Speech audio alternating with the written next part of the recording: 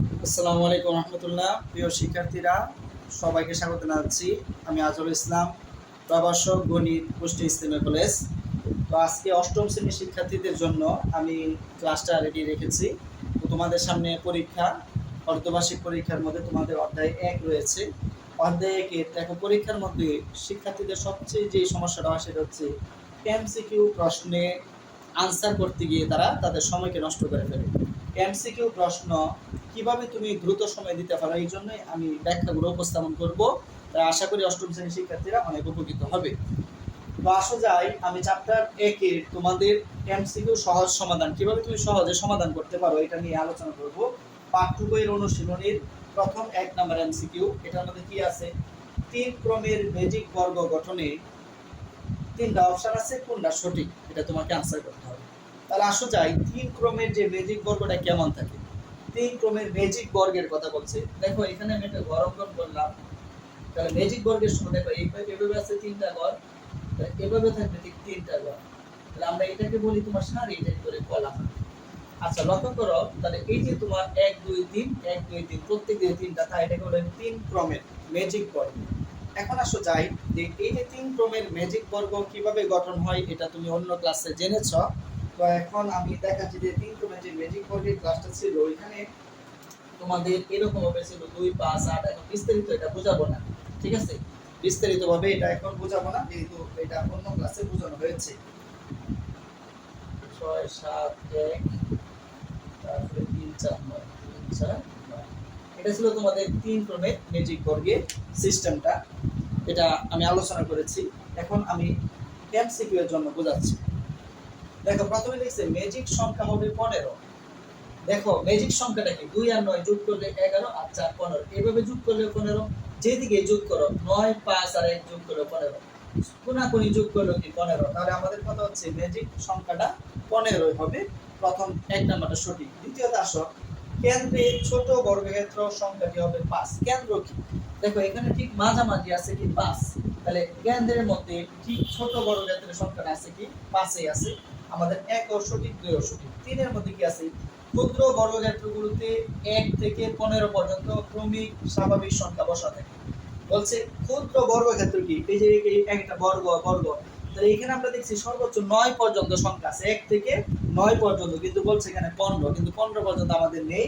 তাহলে আমাদের 3 নাম্বার হচ্ছে ভুল। তাহলে আমাদের সঠিক উত্তর হচ্ছে 1 এর এই ক নাম্বার। দেখো তোমাদের যে 2 নাম্বার যে এমসিকিউটা ছিল, নিচের কোন ফলাফলটি 9 দ্বারা বিভাজ্য নয়? 9 দ্বারা ভাগ করলে আর কোনো ভাগশেষ থাকে না। তাহলে এখানে 4টা অপশন দেওয়া আছে। তাহলে আমরা যদি কাজ করি, এই যে 52 আর 25 তুমি যদি ক্যালকুলেটরে যোগ করা হয় 77। 77 আমরা কি করতে পারি না? 9 দ্বারা ভাগ করতে পারি না। দেখো তোমাদের এই যে 57 থেকে 75, এটাকে আমরা বিয়োগ করে হয় 18। তাহলে 9 এর নামতার মধ্যে 18 আছে, 18 কে 9 দ্বারা ভাগ করা যায়। তাহলে আমাদের সঠিক উত্তর হচ্ছে কি ঘ নাম্বার। দেখো আমরা প্রথম ছোট দুইটা টেস্ট করেছি, টেস্ট করতে গিয়ে আমরা ছোটটার উত্তর পেয়ে গেছি। তারপর আমরা বড়টি টেস্ট করতাম, যদি না মিলতো তাহলে আমরা বলতে পারলাম যে আমাদের সঠিক উত্তর কি ঘ। তাহলে তুমি ঘ এর মধ্যে কি করবা? এই যে বৃত্ত করা করবা, ঠিক আছে? দেখো আমাদের 3 নাম্বার যে তোমাদের বলছে 9999 কোন বীজগণিতীয় রাশির শততম পদ। মানে এখানে দেখো 1টা 2টা 3টা 4টা অপশন দেওয়া আছে। বলছে শততম মানে 100তম পদের মান হবে 9999। তাহলে এই যে পর মান কত? 100।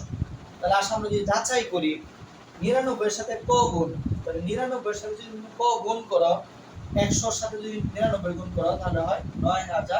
9900 সাথে 1 যোগ করে কোনোদিন 9999 হয় না। এখানে যদি তুমি ক মানে 100 গুণ করো, 9900 থেকে 1 বিয়োগ করে কোনোদিন 9999 হবে না। এখন এখানে যদি আমরা পর মান যদি 100 দিই, তাহলে 100 স্কয়ার, তাহলে 100 স্কয়ার কত? এই যে স্কয়ার মানে দুইটা শূন্য, এই যে শূন্য 1000, 10,000 এর থেকে সাথে 1 যোগ করলে কি হবে? এর আর 1 চলে আসবে, কিন্তু 4টা 9 হচ্ছে না। এইখানে যদি আমরা 100 স্কয়ার দিই তাহলে কত হচ্ছে? 1 এর পরে 4টা শূন্য হয়ে যাবে, 2টা শূন্য দ্বিগুণ হয়ে যাবে। এটার থেকে 1 বিয়োগ করলে কত হয়ে যায়? তোমার 9999 হয়ে যায়। তাই আমাদের সঠিক উত্তর হচ্ছে কি ঘ।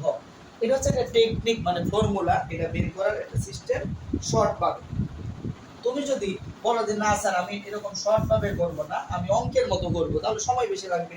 তখন কাজ এই যে ৯,৯৯৯ তুমি যে স্বাভাবিকভাবে করো, এটা অঙ্কের মতো হয়ে যাবে। এই যে এটার পরবর্তী সংখ্যা এক যোগ করে কত হয়? ১০,০০০। ঠিক আছে, তাহলে ১০,০০০ থেকে যদি আমরা এক বিয়োগ করি তাহলে হয় ৯,৯৯৯। এখন দেখো এখানে একের পরে শূন্য কয়টি আছে? ৪টি। তাহলে আমরা যে একের পরে দুইটা শূন্য দিলে এর উপরে কি দিতে পারি? আমরা স্কয়ার দিতে পারি। আমরা জানি স্কয়ার মানে এক জিনিস একই জিনিসকে দুইবার গুণ, তাহলে ১০০ দুইবার গুণ করে হয়ে যায় এই যে তোমার দুইটা শূন্য আর দুইটা শূন্য সহজ নিয়মে একের পরে ৪টা শূন্য হয়ে যায়। তাহলে আমরা এটাকে লিখতে পারি ১০০ স্কয়ার বিয়োগ কি ১। এখন কি বলছিল? শততম পদ। তাহলে শততম পদে যদি আমরা ক ধরি, এই যে ক স্কয়ার মাইনাস ১। এই দুইভাবে করা যায়। আমি তোমাদেরকে দুইটা পদ্ধতি শিখিয়ে দিলাম। যে পদ্ধতিটা তোমার কাছে সহজ মনে হয় ঠিক ওইভাবেই তুমি ৩-এর এমসিকিউ আনসার করবে। দেখো শিক্ষার্থীরা, তোমাদের ৪ নাম্বার যে প্রশ্নটা এমসিকিউ বইয়ের মধ্যে আছে, ক সংখ্যক স্বাভাবিক বিজোড় সংখ্যার যোগফল কত? স্বাভাবিক বিজোড় সংখ্যা, তাহলে আমরা জানি বিজোড় সংখ্যা কি? এক। স্বাভাবিক তার এর পরে কি আছে? ৩। যোগফল বলছে ৩-এর পরে ৫, ৫-এর পরে ৭, এভাবে কি শেষ নাই। এই জন্য বলছে লাস্টে কি বলেছে? ক সংখ্যক। তাহলে আমরা জানি না যে কয়টা। তাহলে মনে রাখবা, এই যে স্বাভাবিক বিজোড় সংখ্যার যোগফলটা সব সময় হবে, এটা অনেক বড় অঙ্ক করার পরে হয়, উত্তর হয় ক স্কয়ার। যদি এখানে x থাকতো x স্কয়ার। তাহলে আমরা জানলাম যে ক সংখ্যক মানে কয়টা বিজোড় স্বাভাবিক সংখ্যা আছে আমরা জানি না, তাহলে অজানা জিনিস হচ্ছে ক স্কয়ার। এটা বের করার নিয়ম, এগুলো অঙ্ক রয়েছে, তোমাদেরকে করানো হয়েছে। আর এখানে আমরা যা দেখালাম সেটা হচ্ছে মুখস্থ করবা। ক সংখ্যক স্বাভাবিক বিজোড় সংখ্যার যোগফল হচ্ছে কি? ক স্কয়ার।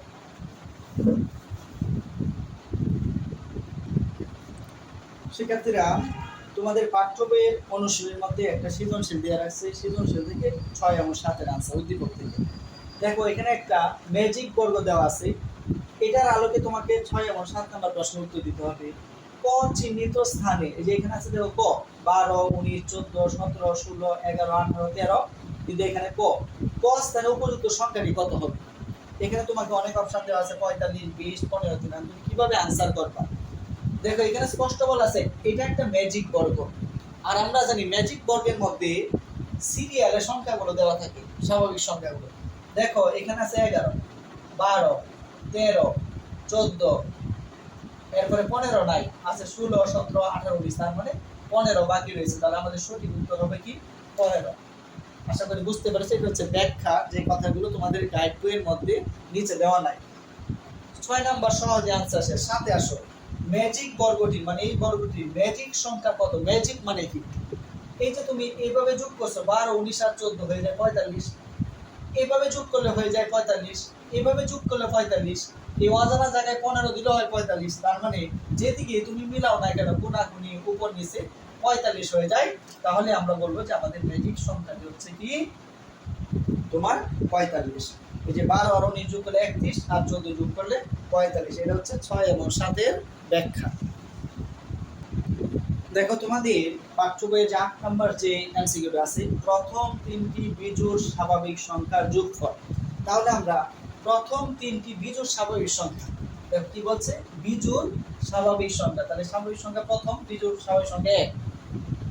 এরপরে কত আছে? যোগফল বলছে, কিন্তু কয়টা? ৩টা। ১-এর পরে কি আছে? ৩, ৩-এর পরে কি আছে? ৫।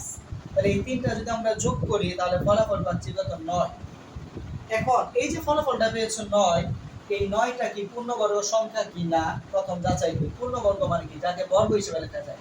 আমরা জানি ৩-এর স্কয়ার হচ্ছে কি ৯, তাহলে ৯কে বর্গ হিসেবে লেখা যায়। পূর্ণ বর্গ, পূর্ণ সংখ্যা আর হচ্ছে স্কয়ার, তাই এটা বলে বর্গ, তাই এটার নাম হচ্ছে পূর্ণবর্গ। তাহলে ১ নাম্বারটা সঠিক। ২ নাম্বার বিজোড় সংখ্যা। ৯ একটা কি সংখ্যা পেয়েছো? বিজোড় সংখ্যা। ১ও সঠিক, ২ও সঠিক। ৩ বলছে মৌলিক সংখ্যা।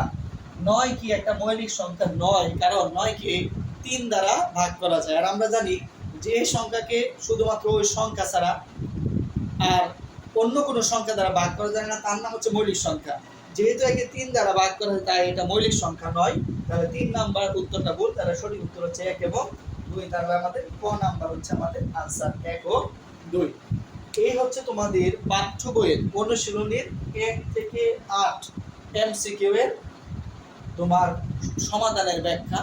আমি তোমাদেরকে আরও একটা ক্লাস দিব যেখানে অতিরিক্ত ক্লাস থাকবে, অর্থাৎ তোমাকে তোমার যে পাঠ্য বইয়ের যে টপিকসগুলো রয়েছে এই টপিক্সের আলোকে তোমাদের যে গাইড বই রয়েছে, গাইড বইয়ের মধ্যে অতিরিক্ত অনুশীলনী দেয়, পাঞ্জির বইয়ের অতিরিক্ত অনুশীলনীর ব্যাখ্যা সহ আমি তোমাদেরকে পড়াবো। বিভিন্ন বোর্ড পরীক্ষা এসেছে এরকমগুলো পড়াবো। তাহলে তোমরা অধ্যায় 1-এর সকল এমসিকিউ পারবে আশা করি। তাই আমার পরবর্তী ক্লাসটা থাকবে গাইড বইয়ের আলোকে, অর্থাৎ অনুশীলনীর আলোকে, যেন তোমরা বুঝতে পারো। সকলে ভালো থাকো, আল্লাহ হাফেজ।